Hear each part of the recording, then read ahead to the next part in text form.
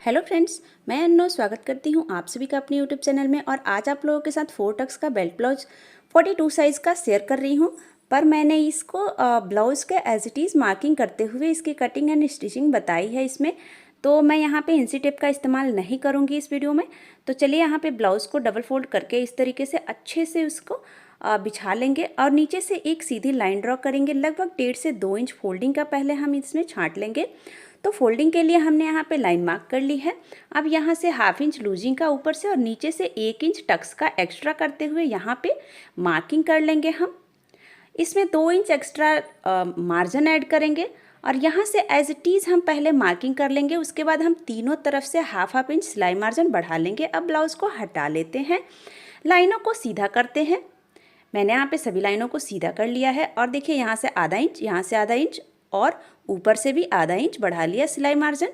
अब यहाँ पे आर्म होल का शेप डालेंगे। तो देखिए कुछ इस तरीके से यहाँ से देखिए हम शेप भी ब्लाउज से माप के ही डालेंगे। देखिए यहाँ तक हमें रखनी है। तो ये हमारी एज इट इज़ मार्किंग है। तो इससे 1/2 इंच ऊपर की तरफ हम सिलाई मार्जिन पकड़ते हुए और मार्किंग कर लेंगे। तो देखिए यहाँ पे हमने मार्किंग कर ली बैक पार्ट की। अब चलिए नेक की मार्किंग करते हैं। तो पहले नीचे हमारी पट्टी है उतना मार्किंग कर लेते हैं। बाकी उसके बाद से ऊपर से नीचे तक देखिए इस स्केल की मदद से एक सीधी लाइन खींचेंगे और इसमें राउंड शेप ड्रॉ कर लेंगे। यहाँ से हल्की सी झुकाते हुए ताकि हमारा कंधा ना गिरे, इसलिए हमने यहाँ पे हल्का सा झुकाया है और शोल्डर को 1/2 इंच डाउन कर लिया है। अब यहाँ पे टक्स का पॉइंट डाला और उसकी लेंथ लगभग 5 इंच रख लेंगे और इस तरीके से हमारी बैक पार्ट की मार्किंग कंप्लीट हो गई। अब इसकी कटिंग कर लेंगे। एज इट इज़ मार्किंग की हम कटिंग कर लेंगे। उसके बाद इसको ही डबल फोल्ड करते हुए कपड़े को, बाकी बचे हुए कपड़े को रखेंगे और शोल्डर का जो हमारा आर्म होल की साइड मिलता है वहीं पे शोल्डर को एडजस्ट करते हुए इस तरीके से 1/2 इंच तो पहले हम आई और हुक की पट्टी के लिए छोड़ देंगे और कुछ इस तरीके से एज इट इज़ मार्किंग हम कर लेंगे। तो देखिए यहाँ पे मैंने मार्किंग कर ली और नीचे से फ्रंट में हमें 1.5 इंच एक्स्ट्रा बढ़ाना होता है तो वो हमने बढ़ा लिया है। अब देखिए यहाँ पे हम नेक का शेप ड्रॉ करेंगे। तो सबसे पहले यहाँ पे नेक का शेप ड्रॉ कर लेते हैं। तो ये हमारी फिटिंग की परफेक्ट लाइन है। यहाँ से 1/2 इंच ऊपर की तरफ एक और लाइन खींचेंगे और यहाँ पे हम स्टिचिंग लगाएंगे। तो देखिए इस तरीके से यहाँ से हमने बीच वाले बेल्ट का यहाँ पे मार्किंग किया। अब देखिए बीच से देखिए शोल्डर से नीचे यहाँ पे एक मार्किंग किया। तो डबल डबल मार्किंग करते जाएंगे हम, एक कटिंग की और एक फिटिंग की। तो देखिए इस तरीके से हमने मार्किंग किया। जब स्टिच करेंगे इसे तो ये ऊपर की तरफ छोटा हो जाएगा। अब यहाँ पे इस लाइन को सीधा कर लेंगे। अब चलिए टक्स के पॉइंट डालते हैं। तो यहाँ पे हमने टक्स के पॉइंट के लिए यह देखिए यहाँ के टक्स को इस तरीके से मिला के रख लिया और 1/2 इंच का मार्जिन इसमें ऐड कर लिया। टक्स को फ्रेंड्स बीच में रखेंगे और उसके 2 सूत आगे पीछे करते हुए और 2 टक्स एक साथ ही लगा लेंगे।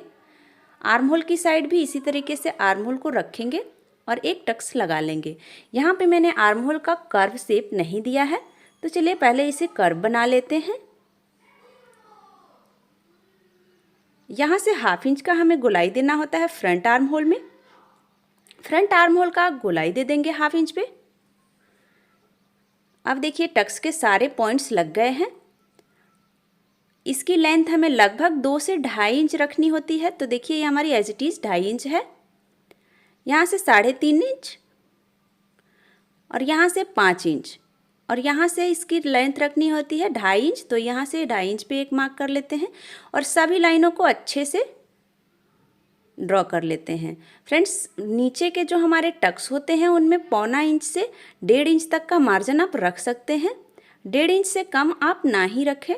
और इस तरीके से बाकी सभी को 1-1 इंच का मार्जिन करते हुए इस तरीके से एक लाइन शेप ड्रॉ कर लेंगे। तो ये हमारी बैक पार्ट और इसके अकॉर्डिंग फ्रंट पार्ट की हमने मार्किंग कर ली। अब सेम देखिए इसमें टक्स के लिए 1.5 इंच एक्स्ट्रा बढ़ाना होता है। तो नीचे से 1.5 इंच और ऊपर से 1/2 इंच आर्म होल के टक्स के लिए यहाँ से बढ़ाना होता है। तो बढ़ाते हुए हमने इसकी एज इट इज़ कटिंग कर ली। अब देखिए इस बैक पार्ट को हटा लेते हैं। अब यहाँ पे स्लीव की कटिंग करते हैं। तो स्लीव को भी एज इट इज़ हम रखेंगे और देखिए जैसे जैसे हमारी स्लीव बनी हुई है वैसे ही हम मार्किंग करेंगे। बस हमें इसमें सिलाई मार्जिन ऐड करना है। देखिए कुछ इस तरीके से। स्टिचिंग के टाइम में मैं आपको स्टिच करके इसकी फिनिशिंग भी दिखाऊंगी कि कैसे ये एकदम परफेक्ट बनती है। आपके ब्लाउज से बिल्कुल भी ये थोड़ा या ज़्यादा कहीं भी कोई दिक्कत नहीं आती है, बहुत ही परफेक्ट ये बनती है। अब इस तरीके से शेप बना लेंगे स्लीव की। यहाँ से 1/2 इंच अंदर की तरफ हमें फ्रंट आर्म होल की गहराई बनानी होती है। इसके लिए हम यहाँ पे एक तिरछी लाइन खींचेंगे और इस तरीके से खींच लेंगे लाइन को। तो अब इसकी कटिंग कर लेते हैं।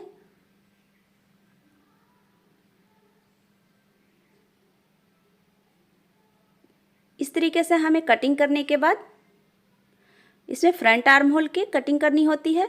तो फ्रंट आर्म होल 1/2 इंच हम छांट लेंगे। अब देखिए इसमें हम फ्रंट आर्म होल का मार्किंग भी कर लेंगे। तो हमारी ये अब यहाँ पे आई और हुक की पट्टी काटने की टाइम आती है। तो यहाँ पे मैं सिर्फ हुक की पट्टी काट रही हूँ और बाकी जो नेक से पट्टी मेरी निकलेगी उससे मैं यहाँ पे हुक की पट्टी बनाऊँगी। तो चलिए इसमें हम यहाँ पे तिरछी पट्टी काटते हैं नेक में लगाने के लिए। तो इसकी विड्थ रखेंगे 2 इंच, 2 से 1.5 इंच आप रख सकते हैं। मैंने यहाँ पे 1.5 इंच रखा है और इस तरीके से तिरछी लाइन खींचेंगे और इसकी कटिंग कर लेंगे। कुछ इस तरीके से इस तिरछी पट्टियों को कट करेंगे। और फ्रेंड्स आप लोग मेरी स्टिचिंग की भी वीडियो ज़रूर देखिएगा। तो देखिए ये हमारी बैक पार्ट फ्रंट पार्ट है, ये बैक पार्ट है और ये स्लीव है। और ये गले की पट्टी और हुक की पट्टी को मैंने कट किया है। अब इसमें मैंने बेल्ट नहीं कट किया है। तो चलिए स्टिचिंग के टाइम मैं आपको बताती हूँ। क्योंकि ये मेरा एक शिफॉन कपड़ा है इसीलिए मैंने इसमें बेल्ट की कटिंग नहीं की है और सारे पार्ट्स को मेन पैटर्न पे रखते हुए कट कर लिया है। तो फटाफट से बढ़ते हैं स्टिचिंग की तरफ। अब देखिए यहाँ पे मैंने स्लीव को स्टिच कर लिया है। कुछ इस तरह का डिज़ाइन मैंने इस पर स्टिच किया है और इसकी वीडियो चैनल पे आ गई है, आप जाकर देख सकते हैं या फिर डिस्क्रिप्शन में लिंक दे दूँगी, वहाँ से भी आप जाकर देख सकते हैं। और ये है बैक पार्ट और बैक पार्ट की भी डिज़ाइनिंग चैनल पे अपलोड है, आप जाके वहाँ से देख सकते हैं। और इस वीडियो में सिर्फ मैं फ्रंट पार्ट का ही कटिंग और स्टिचिंग शेयर करूँगी। तो देखिए ये कितना ज़्यादा फिसलने वाला और मुड़ने वाला फैब्रिक है। ये बहुत ही पतला शिफॉन फैब्रिक है। सारे लाइंस को इस तरीके से ड्रॉ करेंगे। देखिए साइड की लाइन मैंने हल्की सी नीचे खींची है, वो मैं स्टिचिंग के बाद आप लोगों को बताऊंगी। और इस तरीके से इसे रखते हुए हम पहले सिलाई लगा लेंगे।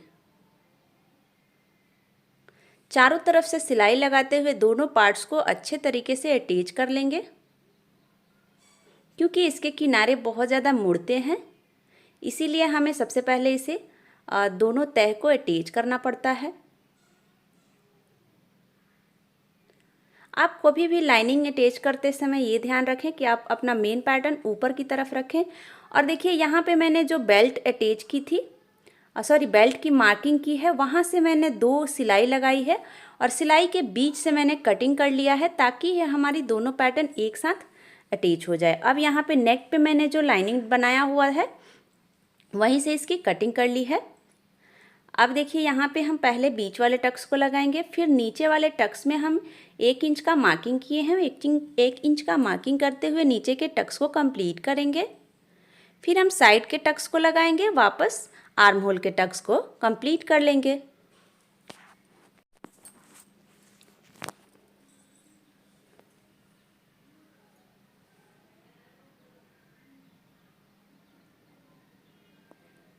सारे टक्स हमने कंप्लीट कर लिए। अब इसमें हम बेल्ट को ज्वाइंट कर लेंगे। तो देखिए कुछ इस तरीके से 2 सूत आगे की तरफ बेल्ट को बाहर निकालेंगे और इस पे बहुत ही फिनिशिंग के साथ एक सिलाई लगाएंगे। तो देखिए यहाँ पे बेल्ट हमने ज्वाइंट कर लिया। अब इसमें हम बटन के हुक की पट्टी को अटैच करेंगे। तो हुक की पट्टी को ब्लाउज के सीधी तरफ से अटैच करते हुए इसके ऊपर एक किनारे की सिलाई लगाएंगे। और चूंकि इसमें मैं तुरपाई नहीं लगाऊंगी, ये खींचने और तनने की वजह से ख़राब हो जाएगा, इसीलिए मैं इसके ऊपर एक फिटिंग की सिलाई लगा रही हूँ, क्योंकि ये बहुत ही पतला शिफॉन है। देखिए हमने एक पार्ट्स को कंप्लीट कर लिया। इसमें मैंने नेक की पट्टी भी लगा ली है और इसी तरीके से देखिए इसमें भी नेक की पट्टी को लगाएंगे। तो यहाँ पे तिरछी पट्टियों को मैंने जोड़ लिया है और इस तरीके से आधा इंच आगे की तरफ निकालते हुए और उसके बाद इसमें हाफ इंच का मार्जिन भी पकड़ते हुए और इसकी सिलाई लगाएंगे। सिलाई लगाने के बाद देखिए एक्स्ट्रा भाग को कट करेंगे, अंदर से भी जो हमारी एक्स्ट्रा पैटर्न है उसे कट करके कम कर लेंगे। फिर इसको देखिए अपने हाथ के दाहिने बाएं साइड करते हुए इसके ऊपर लाइनिंग के ऊपर सिलाई लगाएंगे। अब कुछ इस तरीके से हमारी फ्रंट कंप्लीट हो गई। बैक पार्ट उठाएंगे और यहाँ पे शोल्डर ज्वाइंट करेंगे। तो देखिए शोल्डर को ज्वाइंट करना बिल्कुल ईजी है। पहले बैक नेक को रखेंगे, फिर यहाँ पे कुछ इस तरीके से फ्रंट को उसके अंदर पेस्ट करते हुए फ्लिप करेंगे। तो देखिए कितनी फिनिशिंग के साथ इसकी फिनिशिंग आई है। अब इस तरीके से हम दूसरे शोल्डर को भी ज्वाइंट कर लिया है। अब इसे बैक के सेंटर में एक एज इट इज़ बराबर करते हुए साइड से कट कर लेंगे और नीचे से देखिए हमारा एक्स्ट्रा होता है तो उसे हम फोल्ड कर लेंगे। देखिए यहाँ पे फ्रंट का आर्म होल गहराई में है और इस तरीके से बैक के हिसाब से फ्रंट में इस तरीके से मार्किंग करेंगे। मार्किंग करने के बाद इसी मार्किंग पे हम फोल्ड कर लेंगे।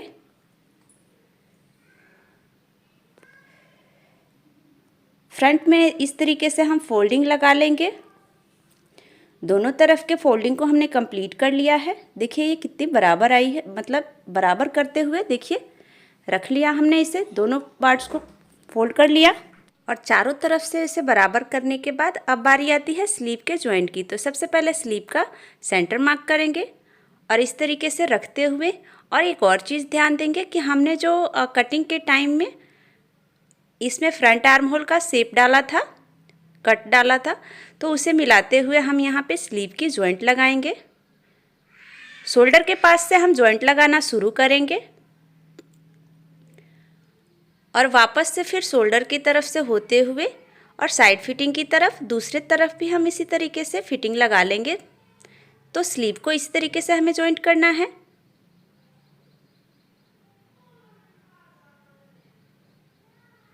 स्लीव हमने जॉइंट कर लिया।